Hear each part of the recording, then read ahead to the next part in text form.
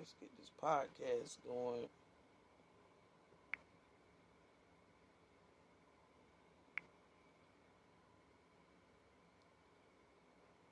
All right. So, good morning again. All right, we going in Ephesians chapter 6 again this morning. We still on this spiritual warfare 101. I think we need to finish this armor before we close out this series of what this armor is talking about here. For context, again, it's spiritual warfare and warfare. The definition of warfare is dealing with or the handling of conflict. Dealing with how we deal with or how we handle conflict is the definition of warfare. So we've been in Ephesians chapter 6 and we've been dealing with, I want to say we started, when we first got started, we started out at verse 10. So let's go down to verse 14 right now, Ephesians chapter 6, verse 14. And he gives context after saying a few things. He starts talking about what the armor of God is. And so he talks about in verse 13 about taking the whole armor of God that you may be able to withstand in the evil day, having done all to stand. The thing that I noticed the most in that was he didn't say evil days. He said in the evil day. D-A-Y, no S to it, in the evil day. Verse 14 says, stand therefore, having your loins girded about with truth. We talked about that on last week, representing what that means. That means that if you're going to be effective in warfare, you must know the truth. There's no victory in fighting a war where there is not truth. If you don't know the truth, you could be fighting against something that's not even, real. So it's having your loins girt. The girt represents like a belt, which is what holds the armor up. So that means truth is what's going to hold your armor up, which is your shield of protection. The truth is what's going to protect you. And it says, and having on the breastplate of righteousness. The breastplate of righteousness. Let's talk a little bit about that today, about this breastplate of righteousness. I've heard in times past where they have said the breastplate of righteousness was that protects the heart. It talks about the internal organs that are behind the heart is like the ribs. The rib cage protects the heart. And also it says the breastplate of righteousness. Now we understand that righteousness is God's way of doing things. God's way of doing things, the right way of doing things. Now righteousness, when it's talked about within this context, is the righteousness of God. So it is, when it says the right way of doing things, that means talking about all elements, all 5 areas of our life. That means the right way of doing, of handling. Righteousness means righteousness. The ness means to be full. So that means to be full of righteousness. That means all areas of my life I have taken on that is right to be done. So the 5 areas of my life, as mentally, physically, emotionally, financially, and spiritually, I have been full. I'm right in all of those standings. So it says having on the breastplate of righteousness. So that means that I have made sure that in all those areas that there is an element of I'm full of right in those areas. So there is no need, in other words, there is no need of going into war and I don't know the difference between what's right and what's wrong. I have to be full of righteousness. And it talks about the righteousness of God.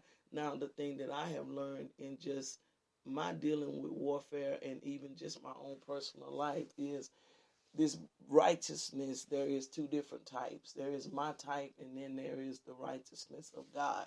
So it says the breastplate of righteousness, which would represent the righteousness of God. Now you go down to verse 15, and he talks about having your feet shod with the preparation of the gospel of peace. Now, this is the thing about it that gets me with that, is this is talking about warfare. but it talks about peace. So it kind of seems contradictory to me if you look at it.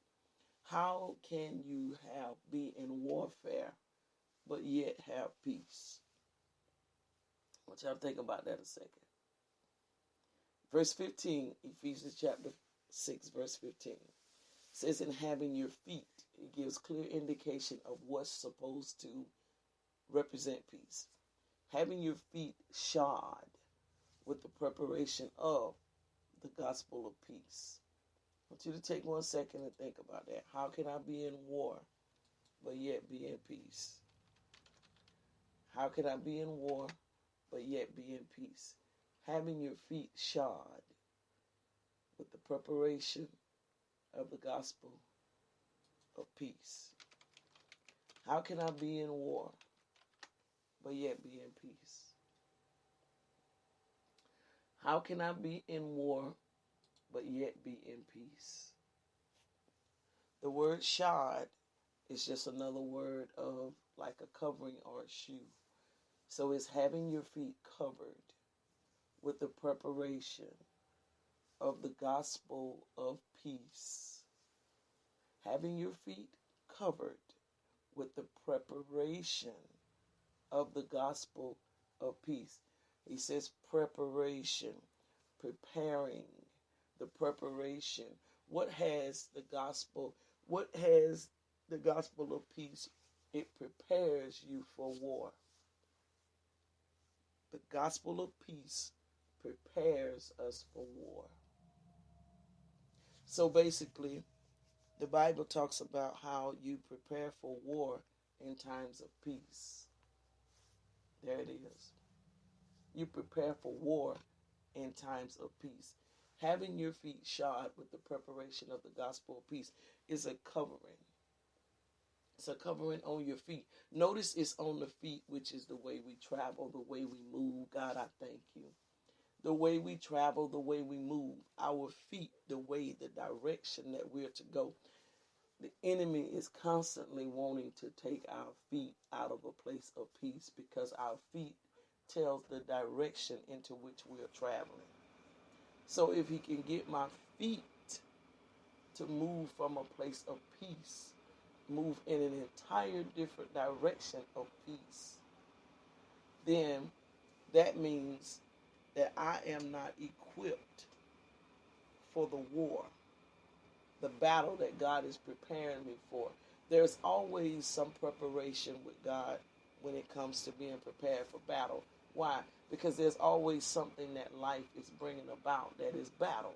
No matter where we are, no matter what we do, we're not going to be able to escape war or battle. It's just a part of life. There are different things, challenges that go on in the mind, with having to wrestle with our own flesh concerning things. So there's going to be war. But he talks about here how if we have our feet shod or covered with the preparation of the gospel of peace, then when those type situations come, it will bring us through. It'll bring us out. The number one thing I'll say one of the top three things in dealing with warfare is that you have to know how to be covered. Warfare is not about exposure. Even though you're out warring, it's not about exposure. There has to be a covering. If you're paying attention to anything like if you've seen any type of movies or anything, when a particular person gets ready to make a move or so, they'll say to the other person, cover me, because warfare consists of covering. It consists of covering. One of the main things that the enemy does anytime we are in warfare, in heated, heavy warfare, is he will attempt to remove us from being covered. That's the main attempt, because if I'm not covered, then he has access to me. He has access. All of these pieces of armor are very important, but there's something about that having your feet shod with the preparation of the gospel of peace that is very, very important. It's very important. It takes nothing from the other ones, but that one is very important because the direction to which my feet go determines, or it tells, or it reveals the direction to which I am going. The direction to which my feet go. It's going to give revelation or indication as to where I am going. And if my feet are are covered with the gospel of peace, which the gospel of peace is going to be the gospel of the Lord Jesus Christ. What is the gospel of peace? I'll give you an example of one example of the gospel of peace. Love thy neighbor as thyself, as peace. Pray for thine enemies. That's peace. That means that I'm bringing resolve or peace to whatever situation is going on. So that's peace. That's peace. So I'm bringing resolve to any situation that's going on. That's peace. So if the tactic of the enemy concerning me, concerning you, concerning any of us, anytime we find ourselves in warfare, in spiritual warfare, which, to be honest with you, we are constantly in spiritual warfare. Spiritual warfare is not necessarily something that we go in and out of. It's not technically something that, I'm in spiritual warfare today, but then tomorrow I'm not in spiritual warfare. Pretty much we're in spiritual warfare all the time because he wants to separate us from God. So there is an element of warfare. But the thing of it is some elements of warfare are greater than others. Some are more noticeable to us than others. Like, for instance, if there is a little minor cut on the hand, and there is like this little band-aid that somebody has on, where you glimpse and may notice that band-aid. But if you see an arm in a cast, you notice that this cast is here, so you see it much more vivid. That's how spiritual warfare is. But we're in warfare all the time, constant warfare. So this is what he says right here. This is the thing of what's coming with us with understanding with warfare. We're constantly in warfare, but there are certain things of dealing with warfare, certain aspects of us dealing with warfare that helps us, certain things that helps to bring us out. Now, this is what he says here in verse 15. Have your feet shod with the preparation of the gospel of peace. Now, so which direction my feet is going, it's very vital. The direction to which my feet are traveling are very vital when I'm dealing with warfare. It's very vital because either I'm going into warfare, but am I going into warfare covered? Y'all, please hear me this morning. Catch me with your heart. I'm headed into warfare because I can't escape it. To be honest, I can't escape warfare. So I'm headed into warfare, but am I going into warfare covered? Am I going in covered? I'm headed in, but am I going in covered? Let me take a brief moment, and I'm going to move over from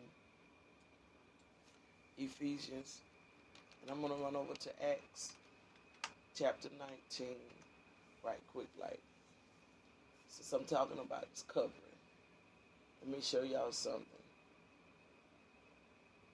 Acts chapter 19. That's where I'm going to go. Okay. Let me see where it is. I know it's in Acts chapter 19.